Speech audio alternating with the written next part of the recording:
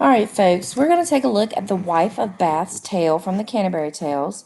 I'm still dealing with this with Geoffrey Chaucer, and we've been looking at the characters through his opening prologue where he gives descriptions. You've seen the description of the Wife of Bath, and so now we're getting into her actual story. So, the outside frame, she is one of the travelers headed on the pilgrimage to Thomas A. Becket's shrine. And so we're going to be looking at her story today. So for the first part of the story, and then you'll see the next part on Friday, we're going to be looking at the narrator, who is the wife of Bath in this case. So we're switching from the outside story or the prologue, where it was the innkeeper. And now we're going to have the wife of Bath. And so just a reminder that the narrator of a story is the character or voice that relates the story's events to the reader. Many narrators have distinct personalities and are revealed through the subject matter, tone, and language of their stories. In this selection, the narrator is the wife of Bath, one of the most charismatic characters in the Canterbury Tales, and arguably in all of English literature. As you read, notice what she reveals about herself and medieval society in her lively tale. So, we will be looking at structure. This is a sophisticated structure or organization. The collection features a frame story. We've talked about that before. It's a story that surrounds and binds together one or more different narratives in a single work. The main story about the pilgrimages serves this purpose. It unifies 24 unrelated tales and provides a rationale for the entire collection. In the interludes between the pilgrims' tales, the characters often argue with one another. Within the tales, narrators sometimes digress in their story. Both types of interruptions continue the story's overall meaning and its aesthetic impact. And it says to use a chart like the one shown to help keep track of these breaks in the narration. But we're going to go through this and kind of stop, and you'll have your questions through the Edpuzzle to look at. But we will kind of notice how the interruptions impact the story as a whole. So we're going to be looking at words like implore, so beg. They're going to cackle like a crone, which is an old woman. And you'll see the footnotes here as we go, and I'll kind of stop and go through these. The king's sovereignty, bequeath a legacy, everyday temporal concerns, and rebuke someone for a mistake. So we'll be looking at these as we go. All right. So this is the Wife of Bath's prologue, which is an opening to her tale itself, which is different than Chaucer or the innkeeper's part, as she's just setting up the story versus the innkeeper introducing us to all the characters. Let me make this a little bigger. There we go. We're only going to go through the half the story with this video. We're going to look at the knight himself, and we'll stop to the point where he finds his own wife. So, again, this is the outside frame story where the prologue begins. So, you've got your travelers who are talking to one another. The pardoner started up, and thereupon, "Madam," he said, "by God and by St. John, that's noble preaching no one could surpass. I was about to take a wife. Alas, am I to buy it on my flesh so dear? There'll be no marrying for me this year." So you'll notice here with this note, the noble preaching. So as she's been talking on their journey in the previous passage, it says that the wife of Bath has spoken at length about her view of marriage. Remember from the general prologue that she's been married 5 times. So she knows a lot about marriage. And evidently, it hasn't been the best conversation about marriage because the partner has decided he no longer wants to get married because of all the stories she's been telling. "You wait," she said. "My story's not begun. You'll taste another brew before I've done. You'll find it doesn't taste as good as ale. And when I've finished telling you my tale of tribulation in the married life, in which I've been an expert as a wife, that is to say, myself have been the whip. So please yourself whether you want to sip, At that same cask of marriage I shall broach. So notice cask is a barrel, broach, tap into. So she's playing on this metaphor of drinking. So she's saying, you haven't seen anything yet. I'm getting ready to tell my story. And it doesn't taste very good. So she's comparing it to ale or beer. And so that idea of you wait and see, you're going to see if you want to actually get married, take a sip once I crack into my story. Be cautious before making the approach, for I'll give instances and more than 10, and those who won't be warned by other men, but other men shall suffer their correction. So Ptolemy has said in this connection. You read his Almagest, you'll find it there. So Ptolemy, is a famous astronomer, mathematician, and geographer of ancient Egypt.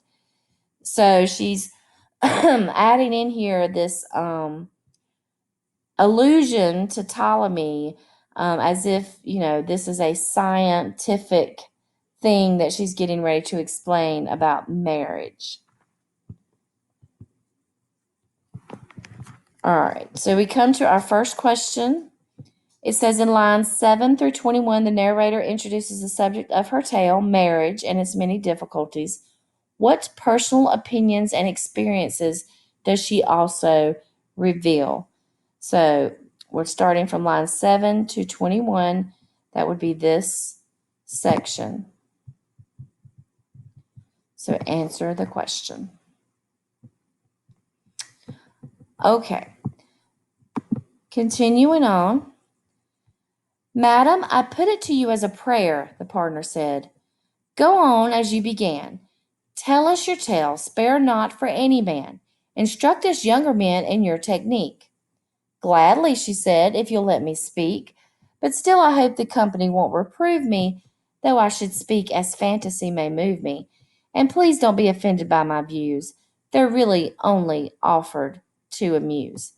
So the partner's excited. He wants to hear her story. And she's like, okay, if you'll hush, I'm going to let you know and tell you. But I might make some things up. And, this is only to make you laugh, is what she's saying. And so we see this picture here. There she is, the wife of Bath, her great big hat, right? Her gap teeth. You can see that in there from the earlier general prologue. She's got on her fancy red dress, her red hose. Again, all of these ideas of her being more promiscuous on her fancy horse. And so now that you finish the prologue, this is where we actually start into the actual story that she's telling to win this contest. So, the wife of Bath's tale. One good King Arthur ruled in ancient days, a king that every Briton loves to praise. This was a land brim full of fairy folk. The elf queen and her courtiers joined and broke their elfin dance on many a green mead or meadow. Or so was the opinion once, I read, hundreds of years ago in days of yore. So she's already setting us out in this fantasy world, right? We've got the fairies, and they're dancing around in the grass. She then goes on to say, but no one now sees fairies anymore. For now the saintly charity and prayer of holy friars seem to have purged the air. They search the countryside through field and stream, as thick as motes that speckle a sunbeam, blessing the halls, the chambers, kitchens, bowers, cities and boroughs, castles, courts, and towers, thorps, barns, and stables, outhouses, and dairies. And that's the reason why there are no fairies. All right, so background on this as they're going on the journey, the wife of Bath and the friar do not like each other. So she's getting a dig in on him, right? She's blaming friars for being the ones who killed off the fairies. All right, so she's saying that instead of seeing fairies now, it's these friars who are traveling all over the place like specks of dust the motes that speckle a sunbeam, the specks of dust, and that they're going through all these different things. And she lists out the chambers, the kitchens, the bedrooms, the cities, the boroughs, the castles, the courts, the towers, the villages, the sheds, right? And she's saying that's why there are no fairies. Wherever there was wont to walk an elf, today there walks the holy friar himself, as evening falls or when the daylight springs, saying his matins and his holy things, walking his limit round from town to town. Women can now go safely up and down by every bush or under every tree. There is no other incubus but he. So there really no one else to hurt you, and he will do no more than take your virtue. All right, so we've got a whole thing going on here. Pretty much she's saying, as the friars walk around in their area, and we did look at the friar, we talked about how he's paying off people so they wouldn't come in his rich side of town so he could get more donations. She's calling him the incubus, and an incubus is an evil spirit believed to descend on women. So if you remember in the general prologue, the description of the friar was not good, right? He was the one that was talking to girls and women and had special gifts for them and things like that. So, he was not to be trusted. And obviously, she's picked up on that and calls him out. So, your next question is right here. In the frame story of the Canterbury Tales, the wife of Bath and the friar have an ongoing quarrel. They're fighting. In what way does the wife of Bath's digression in lines 39 through 56 reflect this dispute? All right. So she's setting the scene about the fairies and all, but she digresses and gets off topic when she talks about this friar. So, how do you know from this section here that she is having a fight and is trying to give digs at the friar?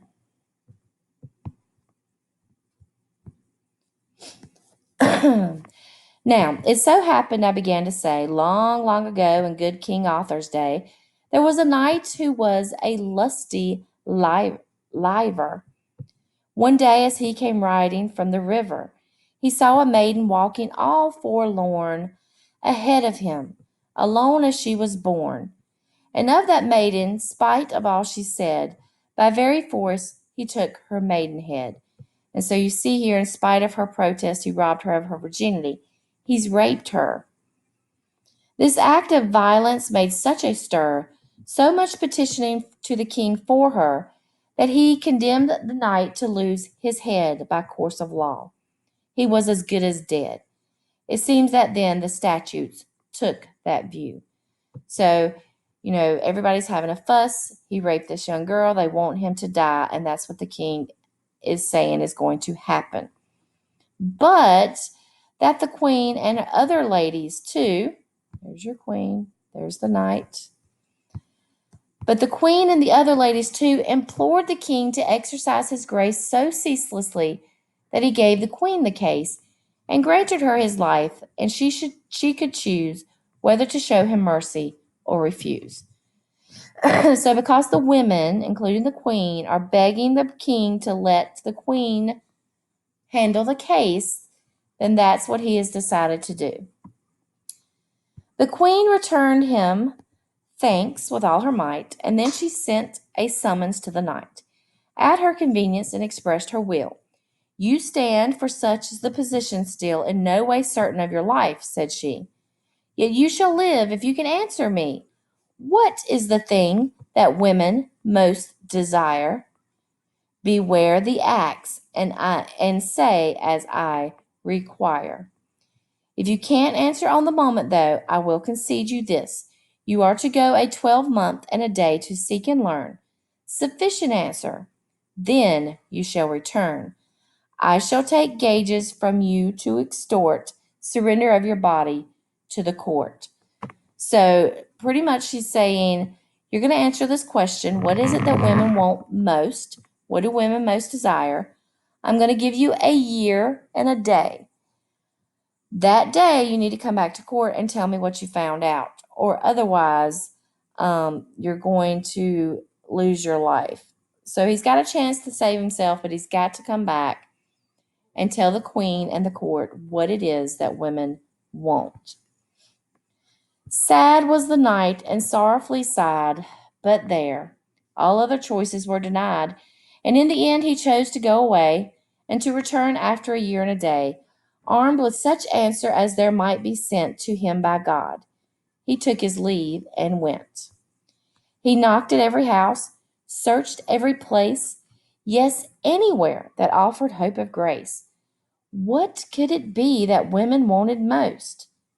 But all the same, he never touched a coast, country or town in which there seemed to be any two people willing to agree. So from coast to coast, he is going and searching door to door and asking anyone, but nobody seems to have the same answer. Some said that women wanted wealth and treasure. Honor, said some jollity and pleasure, some gorgeous clothes, and others fun in bed, to be oft widowed and remarried, said. Others again, and some that what most mattered was that we should be cosseted and flattered. That's very near the truth, it seems to me. A man can win us best with flattery. To dance attendance on us make a fuss, and snares us all, the best and worst of us. So these are the different answers that he's getting. Some people say honor, some people say they want to be happy and just enjoy life. Some are saying women want gorgeous clothes, fun in bed. Some say they want to get widowed often and then remarried. So they want a bunch of different husbands, which, kind of fits our wife of Bath. And then some of them said that what women really want is to be pampered, which is cosseted, pampered, and flattered.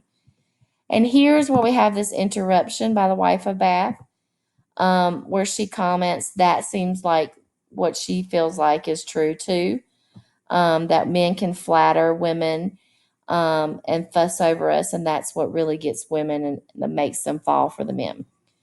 So your next question kind of goes into that. What is the narrator's opinion of flattery in lines 101 to 110? And then explain, what does this view suggest about the wife of Bath's personality?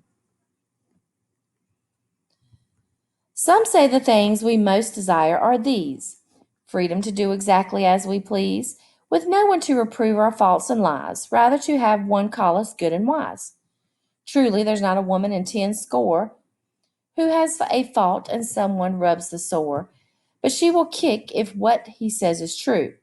You try it out, and you will find so too. However vicious we may be within, we like to be thought wise and void of sin. Others assert we women find it sweet when we are thought dependable, discreet, and secret, firm of purpose and controlled, never betraying the things we are told. But that's not worth the handle of a rake. Women conceal a thing, for heaven's sake. Remember Midas? Will you hear the tale?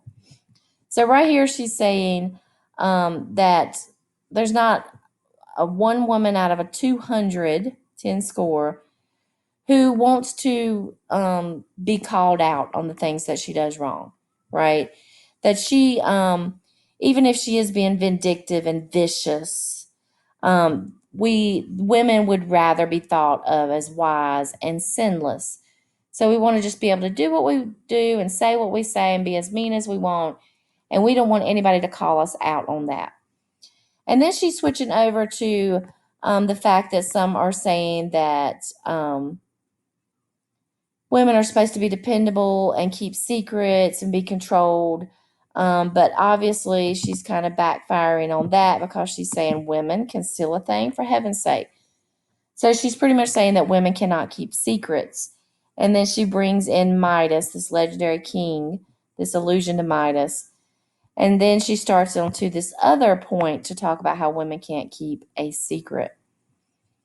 Among some other little things now stale, Ovid relates that under his long hair the unhappy Midas grew a splendid pair of ass's ears, as subtly as he might. So the story of King Midas is that he has grown donkey ears, and they're hidden under his hair. He's been able to hide them, but he has the ears of a jackass. All right, so Ovid, an ancient Roman poet whose Metamorphosis is a storehouse of Greek and Roman legends. According to Ovid, it was a barber, not Midas's wife, who told the secret of his donkey's ears. So she's changing the story up here because it's not going to be the barber as the original story goes in the Metamorphosis. So he has grown these donkey's ears. He kept his foul deformity from sight. Save for his wife, there was not one that knew. So nobody knows about it except his wife. He loved her best and trusted in her too. He begged her not to tell a living creature that he possessed so horrible a feature. And she swore, were all the world to win, she would not do such villainy and sin, as saddle her husband with so foul a name. Besides, to speak would be to share the shame. So she swears to her husband, I'm not going to tell anybody. I promise I would never do such a thing. And besides, why would I want people to know that my husband has donkey ears? Nevertheless, she thought she would have died keeping this secret bottled up inside. It seemed to swell her heart, and she, no doubt, thought it was on the point of bursting out. So she can't take it. She wants to tell the secret so bad that her heart is just going to explode. Fearing to speak of it to woman or man, down to a reedy marsh she quickly ran and reached the sedge. So the sedge is where the marsh grasses are. Her heart was all on fire, and as bittern bumbles in the mire, she whispered to the water near the ground, Betray me not, O water, with thy sound. To thee alone I tell it, it appears. My husband has a pair of ass's ears. Ah, my heart is well again. The secret's out. I can no longer keep it, not a doubt. And so you see, although we may hold fast a little while, it must come out at last. We can't keep secrets. As for Midas, well, read Ovid for his story. He will tell. All right, so she's telling and screaming to the water. There is this like a bird. She's yelling really loud like this bird when they talk about as a bittern bumpers in the mire. He's comparing her, the wife of Bath is comparing her to this really loud bird. And so the wife of Midas has gone down and screamed into the water that he has donkey's ears. All right, so here's the next question. This one's a little tricky, but looking back from 128 to 158. So just going back, we're starting here, right? Long ears, Midas, and his deformity, his wife, and how she's reacting, all the way down to the end of where she talks about Ovid's story. In what way does the wife of Bath digress or wander from her story about the knight? So she's getting off topic again. Explain what purpose this interruption might serve. So what is she trying to show us, or maybe what is Chaucer trying to show us about women and in general, maybe characteristics, things like that. What is the wife of Bath trying to show here by kind of going off the story a little bit about women and keeping secrets? All right. This knight that I am telling you about perceived at last he never would find out what it could be that women loved the best. Faint was the soul within his sorrowful breast. As home he went, he dared no longer stay. His year was up, and now it was the day. As he rode home in a dejected mood, suddenly at the margin of a wood, he saw a dance upon the leafy floor of 24 ladies, nay, and more. Eagerly he approached, and hoped to learn some words of wisdom ere he should return. But lo, before he came to where they were, dancers and dance all vanished into air. There wasn't a living creature to be seen, save one old woman crouched upon the green. So he's riding along on his horse. He sees 20 4 women or more, and they're all dancing in the middle of the woods. And he's like, "All right, a bunch of women. Let me go ask and see what they know." But they disappeared. So this already should probably give him concern. Well,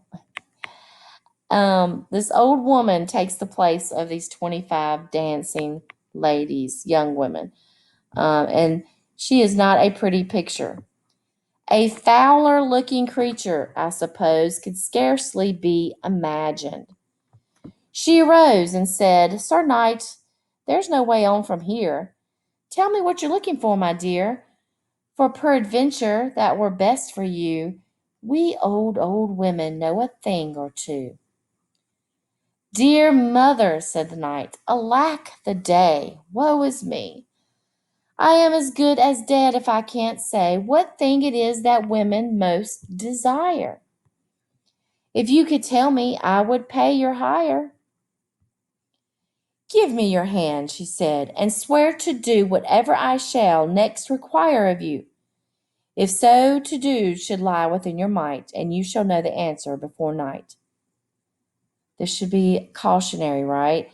Anybody who's seen The Little Mermaid, you don't sell your soul off to some random ugly creature, especially if it's in the bottom of the sea or in the middle of the woods in this case. So he's going to pay her. "If you'll tell me, I'm going to pay you." And she said, "No, no, no, I'm going to tell you, but you got to do whatever I ask you to do when I ask you to do it." And so he says, "Upon my honor," he answered, "I agree." "Then," said the crone, the ugly old woman, "I dare to guarantee your life is safe. I shall make good my claim. Upon my life, the queen will say the same. Show me the very proudest of them all, in costly kerchief or jeweled caul, that dare say no to what I have to teach. Let us go forward without further speech." And then she crooned her gospel in his ear, and told him to be glad and not to fear. So the knight has agreed. He's taken the deal. He doesn't know what it is he's going to have to do yet, but he knows he's going to have to do something. That's fine as long as she saves his life. And she's like, "I don't care who it is, how rich they are, what kind of fancy clothes they have, whether or not they're a queen, doesn't matter. They're all going to agree with exactly what I'm going to tell you." And so she tells him, and off they go. They came to court. This knight, in full array, stood forth and said, "O queen, I've kept my day, and kept my word, and have my answer ready." There sat the noble matrons and the heady, young girls and widows too, that have the grace of wisdom, all assembled in that place. And there the queen herself was thrown to hear and judge his answer. Then the knight drew near, and silence was commanded through the hall. The queen gave order he should tell them all what thing it was that women wanted most. He stood not silent like a beast or post, but gave his answer with the ringing word of a man's voice, and the assembly heard. "My liege and lady in general," said he, "a woman wants the self same sovereignty, the same power, over her husband as over her lover, and master him. He must not be above her. That is your greatest wish. Whether you kill or spare me, please yourself. I wait your will." And so essentially the answer is that what women want is to be treated as equals to the men in their lives, their husband or their lover. In all the courts, not one that shook her head or contradicted what the knight had said. Maid, wife, and widow cried, "He saved his life." And on the word up started the old wife, the one the knight saw sitting on the green, and cried, Your mercy, sovereign Lady Queen. Before the court disperses, do me right. 'Twas I who taught this answer to the knight, for which he swore and pledged his honor to it, that the first thing I asked of him he'd do it, so far as it should lie within his might. Before this court I ask you then, Sir Knight, to keep your word and take me for your wife, for well you know that I have saved your life. If this be false, deny it on your sword. All right, so she has called out her deal. The old woman comes forward and says, all right, I told you. I just saved your life. I gave you the answer. They all agreed. Now you have to marry me. And that's where we'll stop for today's, and then you'll finish this and we'll talk about the end of it tomorrow.